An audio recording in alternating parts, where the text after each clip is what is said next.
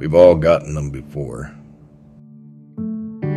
One of those gifts you didn't know you needed until you need it. Or no longer have it. Perfect example is, when was the last time you thought about your socks? Did you know that socks are the #1 gift the homeless cherish the most? They think about socks every day that goes by, whether it's winter or summer. They are so appreciative, especially the socks, which is what our church does. We have a sock drive during Lent every year to raise, so we need basically 1,200 pairs of socks a year. For many reasons, Joanne helps feed the homeless and the poor every Thursday down at the Alfred-Washburn Center. She's so passionate about it, she feels physically ill when she has to miss a Thursday for personal reasons. When I miss on Thursday, last week I missed because my son was here visiting for a week and I didn't want to miss a minute with him, so I did not go last Thursday, but there was like a hole in here. I'm missing something, I have to miss. Or I haven't missed too many Thursdays in the last 10 years, maybe if I'm traveling or was in the hospital once, but outside that, I try to get there. She'll be the first to tell you about the importance of socks to the homeless here. Well, you stop and think about it. I mean, like you and I, we can change our socks every day. We can wash it. We throw away our socks and put another pair on if we want to. They can't. And they have to wear the same pair of socks day after day after day after day, and you get the washburn and you're too late for the shower list, and you're too late for the laundry list. So you gotta wear those dirty socks again and again and again. That when they see those socks, they appreciate. We have other things in the bag. We have sandwiches, we have Nutri-Grain, we have chips, fruit, water and juice. But the thing they appreciate the most are those socks. Oh yeah, socks, that's the main thing you need for your feet. You don't want nothing to hit your toes, no germs and all that, get you all in it. But that's most of the year, most of socks, clothes, and I hear that socks are really important. Oh yeah, because you got your socks, you gotta wash them. Ooh, get wore and that smell. Yeah, that smell, which is of socks. We tested her sock theory by handing a homeless veteran a new pair of socks.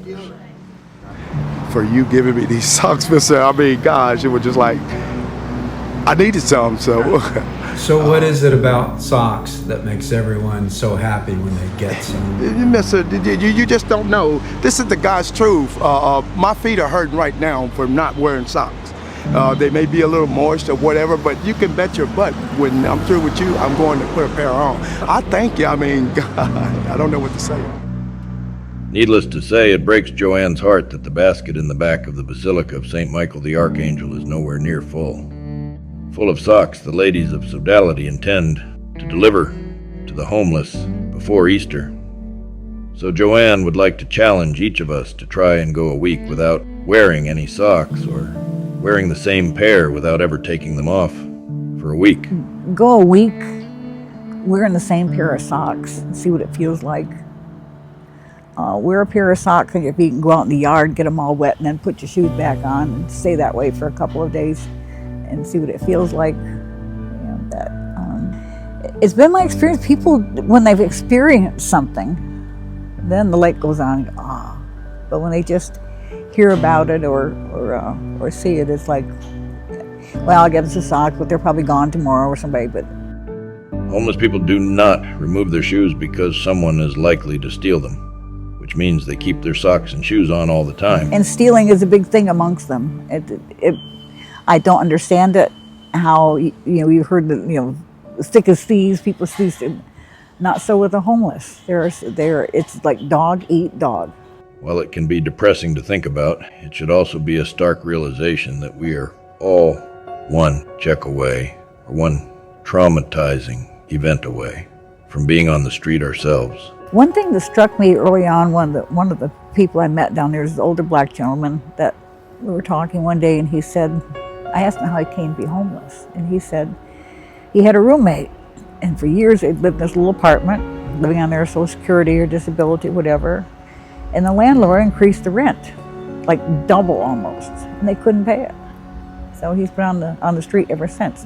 No family, you know, 'cause, and we realize that there are so many people, not just in Pensacola, but everywhere, just maybe a paycheck away from being on the street. Because people need to realize that God can take everything away from you, and just like that, drop of a hat, anybody can be made homeless at any time.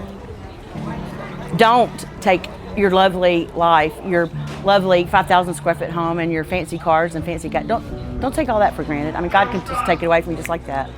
I'm living proof. It's scary. It's scary. I thank God every day I've got my family. I live with my daughter and my son-in-law. I'm capable of taking care of myself, living on my own, but you know, that's the way it ended up with me staying with them. But I've often thought, what happened to me if all of a sudden all my pensions were gone, and you know, I had no way of supporting myself, didn't have family. You know, what would I be? Where would I go? What would I do? There are only days left until this basket of socks lands on the lucky feet of a homeless person in Pensacola, or until one of them goes without a new pair of socks because they weren't first in line to receive them before they run out. The goal is 1,200 pairs of new socks. So far, there are fewer than 400 in the basket. The average pair of white athletic socks sells for about $1, but it's worth their weight in gold to a person who doesn't have any. It's the giving, and Jesus wants us to do that. We're supposed to feed the hungry, you know, give shelter to the poor, and I don't know how we can do that, what so many of them are, but it should be our goal. You know, these are the most unfortunate. But like I say, the socks, it's a comfort. It's offering comfort. And when you offer comfort to somebody, I feel good inside. You know, that's my reward.